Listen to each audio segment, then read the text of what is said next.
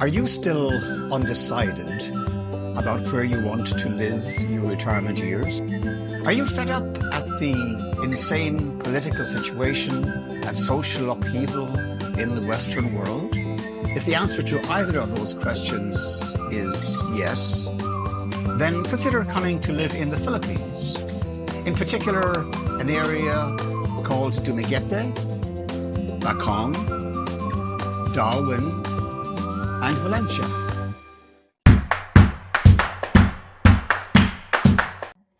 Hi everyone! Welcome back again to VERITAS Philippine Solutions. By the way, my name is Vangeline and Michael. What we're going today is I will ask Michael some questions. Why did he choose to live here in the Philippines? What he expect and what's his experience here in the Philippines as well. The first question, Michael, why did you come to live in the Philippines? Very good question, Vange. Things were easier for me than for most other expats who come to live here. I've been a world traveller since 19. I hopped on a ship, on a boat in Ireland, taking herring across to Holland and never really returned. I've been travelling the world since. I've lived in every continent, many countries, and it was easier for me than for most of my friends who are expats living here, who had to put much more thought into coming here. And when I arrived, I flew across the Pacific on the 31st of December of 16. And on the morning of the 7th of 2017, I arrived in Cebu.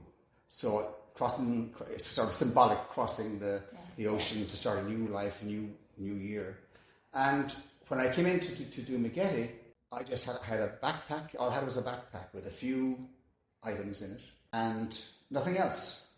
I walked along Rizal Boulevard in Dumaguete and I felt very free and very happy.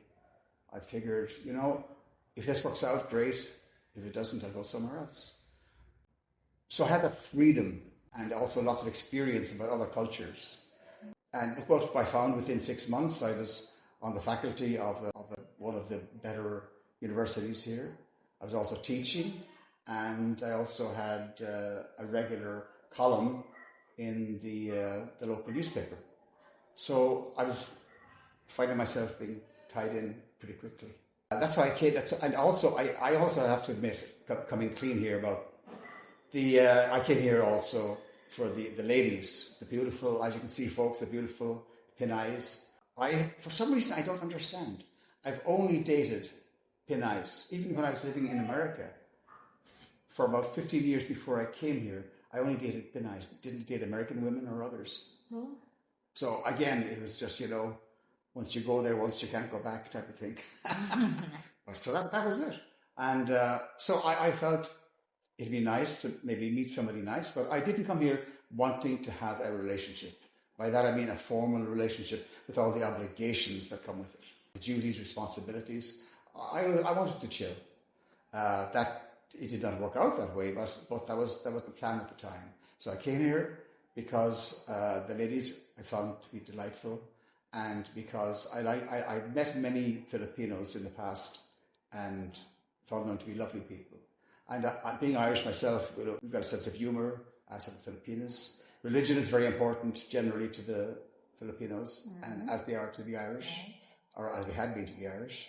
And family here, which is the basis of society here, is also very important to the Irish. So there are lots of, and of course, the language, the speaking English. Now, I need to warn viewers who have not yet come here.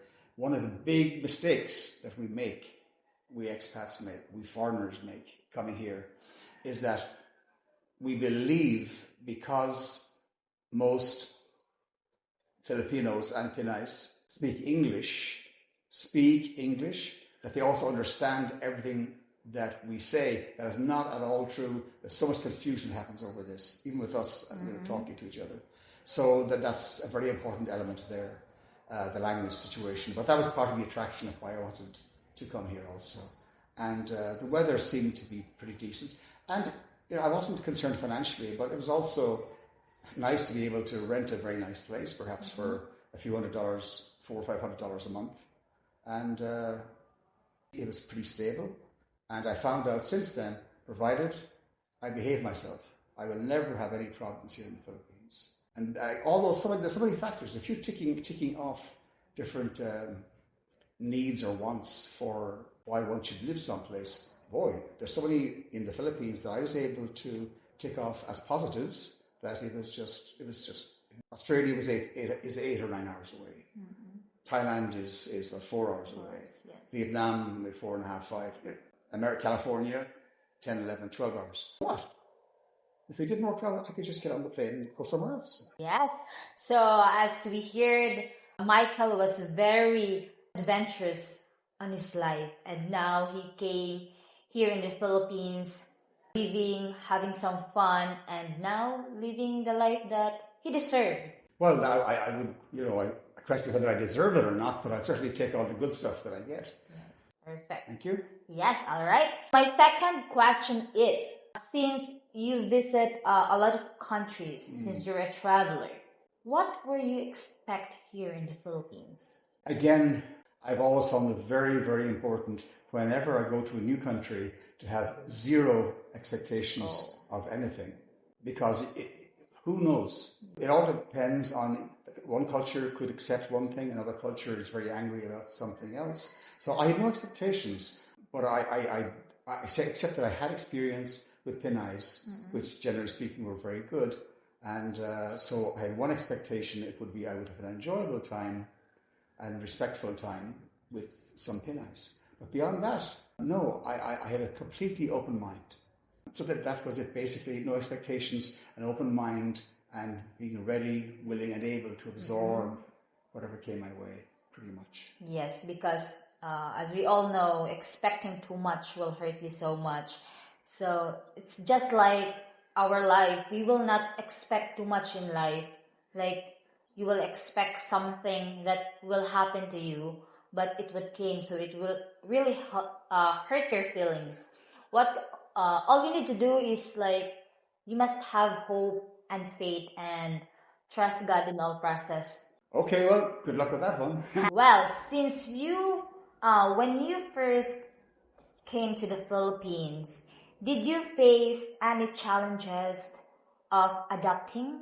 You can take that, the answer to that is yes, and you can fast forward it 8 years to today, and you'll still find I had problems adapting. I'm always preaching to foreigners and that we have to adapt to their culture. I always say we're guests in their homes, and we are. And if we don't like it, go back to California or to Toronto or to Australia or to Europe or whatever. Just go back.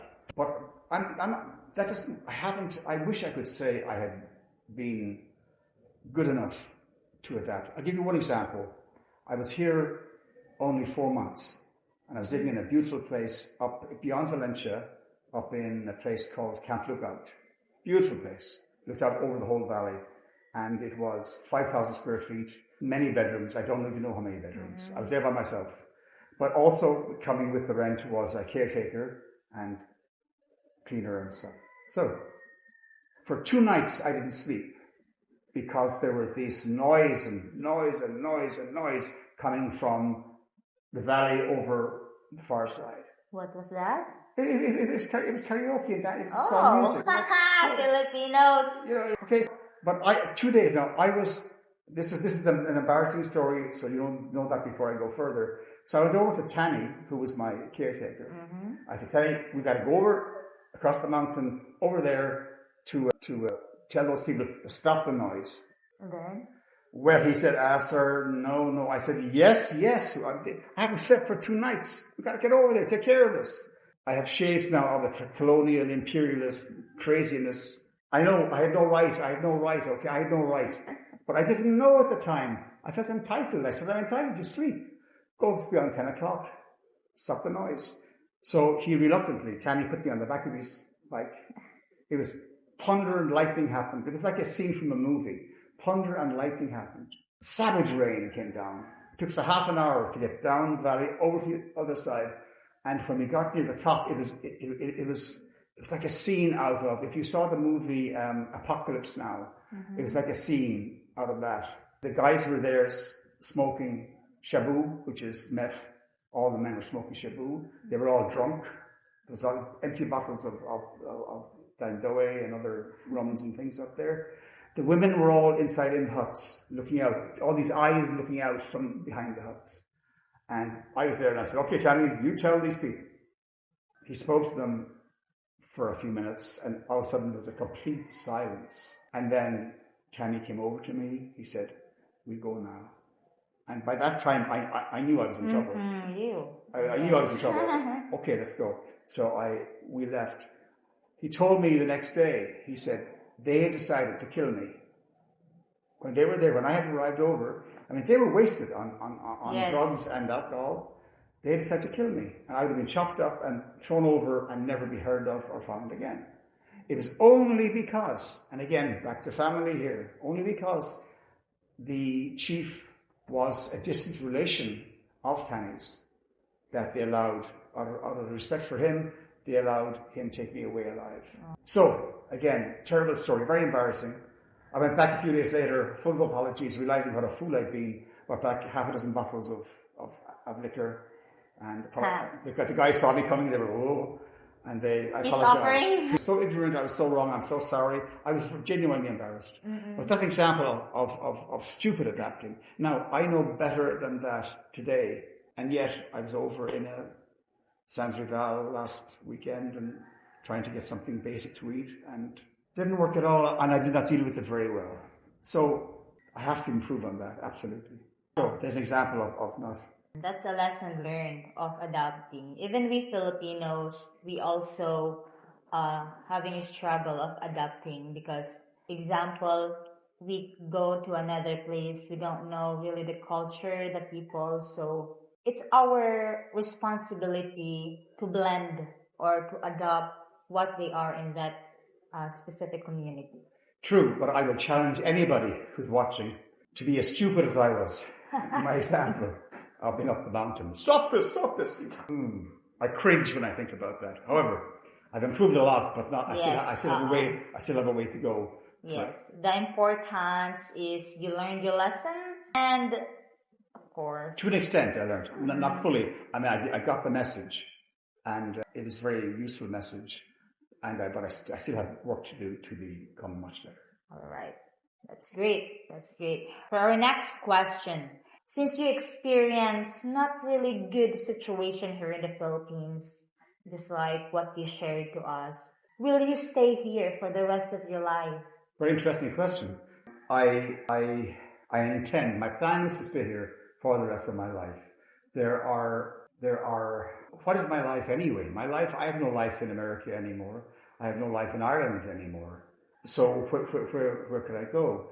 This fulfills me on many levels. Living here fulfills me on many levels, and I don't see. I mean, the fact that I'm here almost 8 years now tells me something that, well, obviously I'm here for a reason. I can afford to get up and go somewhere else if I want to. Maybe not New York or Tokyo, but most other places. But yet it doesn't occur to me, and I've built up some interesting relationships here too. Some business relationships that are important to me, some personal ones. And I haven't even thought about moving. Now, circumstances may demand or require that I have to leave the country for some reason, but I can't see. I mean, I don't smoke, I don't drink, I don't chase girls much, I don't do drugs, blah, blah, blah, and I pay taxes, all these things. So one of the really good things about here, I find, for me, is that provided I'm not stupid, being outside some club at 3 o'clock in the morning drunk, fighting over some woman or something, which is not likely to happen, nobody's going to give me any problems. Nobody will give me any problems.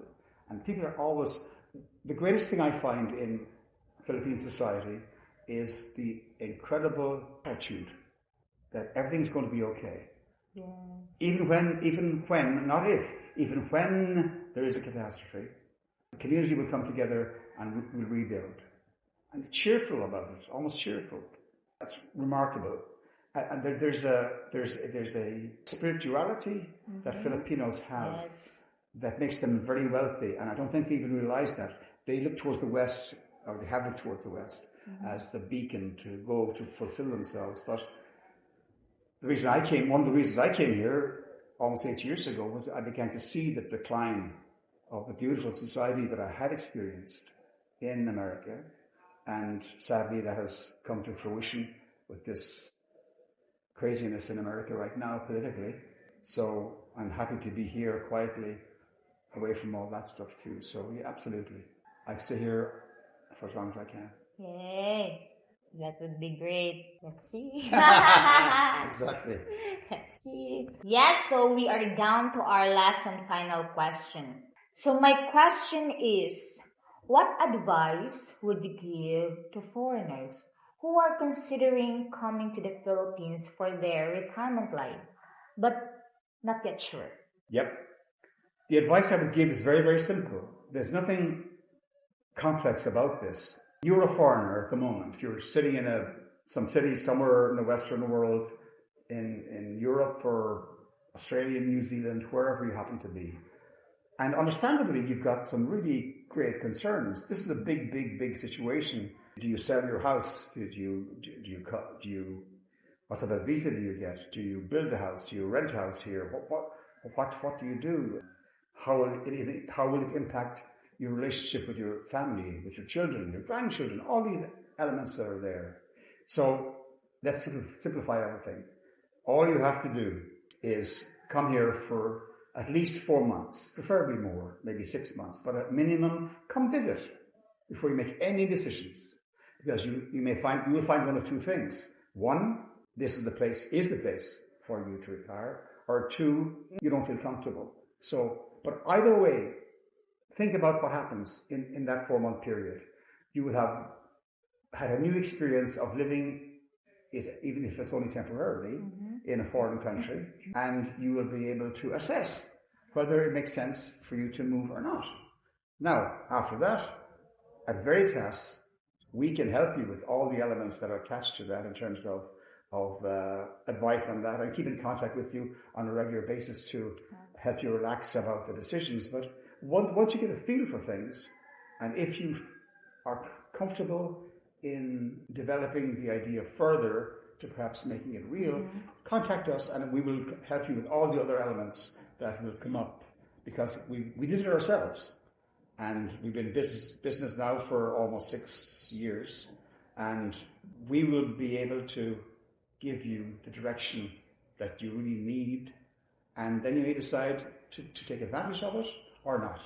But again, you will have enough information to be able to make an informed decision. So come on over for a few months. We'll meet you at the airport.